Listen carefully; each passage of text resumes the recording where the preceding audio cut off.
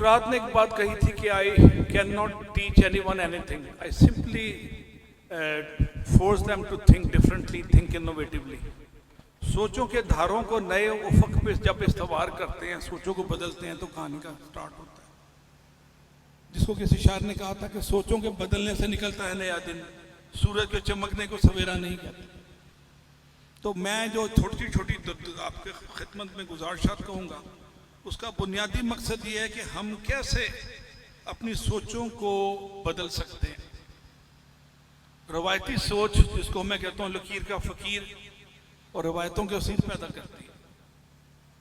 और एक अंग्रेजी में कहावत है, without deviation from the norms progress is not possible. जब तक आप रवायती तरीक़ेकार को नहीं बदलेंगे, तरक्की होगी नहीं। तरक्की का ताल्लुक रवायत से गुरेज है। रवायत जब शिकनी होती है तो हमेशा रवायत साजी होती है। और मौलाना जलालुद्दीन रूमी की बड़ी मज़ेदार स्टेटमेंट है कि तुम्हारी असल हस्ती तुम्हारी सोच है, बाकी तो सिर्फ हड्डियां और गोश्त।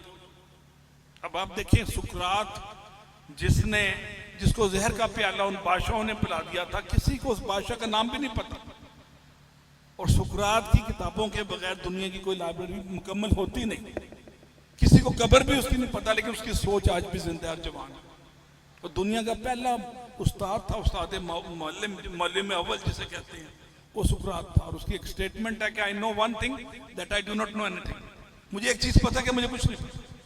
ये उसकी आज़म इंकसारी का ज़ार था।